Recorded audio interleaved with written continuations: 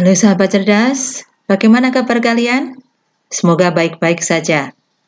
Sahabat cerdas dimanapun berada, bertemu dengan saya, Eni Umaryati dari SMP Negeri 1 Cawas, Kabupaten Klaten, dalam pelajaran Bahasa Indonesia untuk kelas 7 semester kedua atau semester genap. Nah, tetap di ruang belajar ya. Silahkan simak video berikut ini.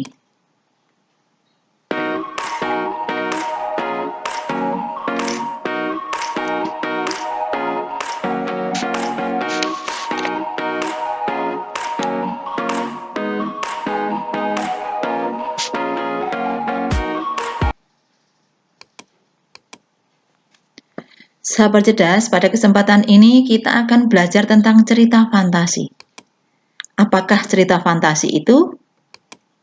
Bagaimanakah ciri-cirinya? Adakah jenis-jenis cerita fantasi? Dan unsur-unsur pembangunnya? Pernahkah kalian melihat film Doraemon? Pasti kalian sering melihat. Di sana, kita menemukan banyak keajaiban yang terjadi. Ada kotak ajaib, ada hal-hal yang tidak nyata, ya.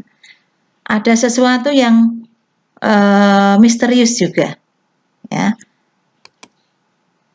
Jadi, cerita seperti Doraemon itu termasuk cerita fantasi. Apa itu cerita fantasi?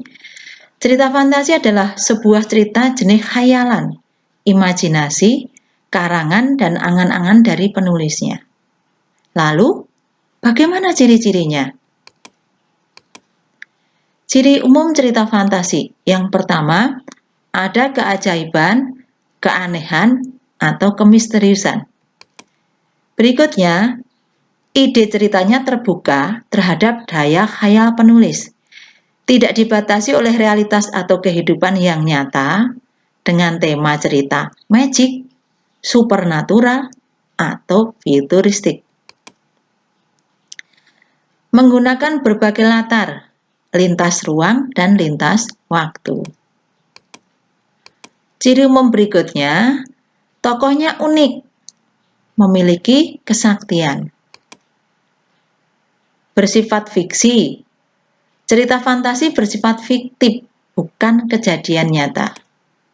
Berikutnya, bahasa yang digunakan variatif, ekspresif, dan menggunakan ragam percakapan, bukan bahasa formal.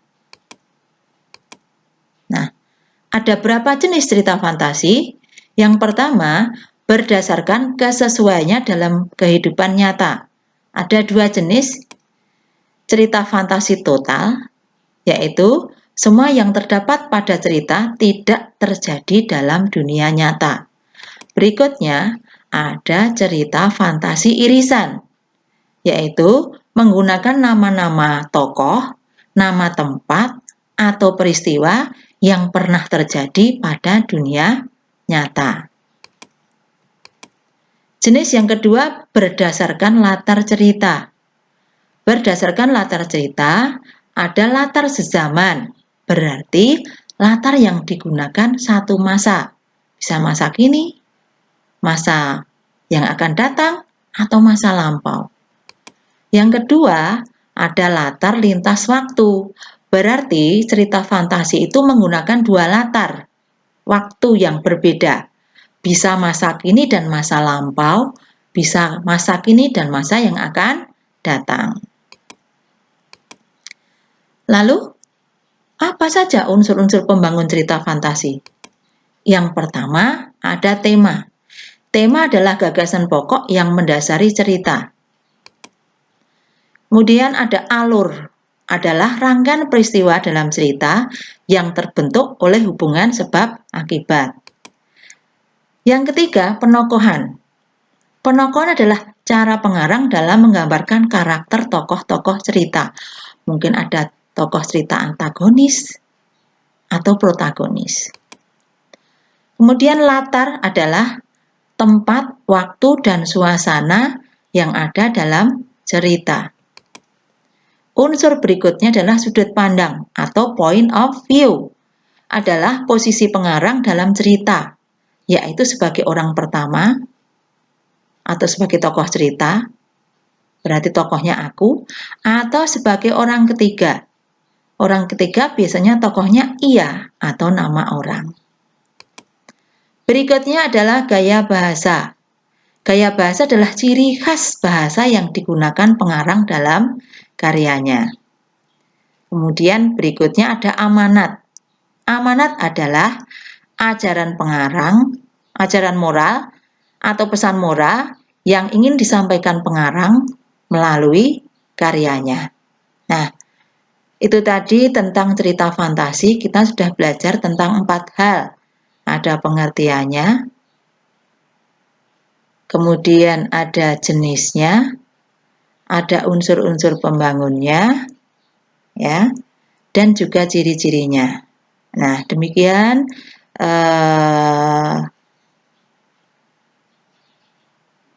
pembahasan kita kali ini. Tetap di ruang belajar.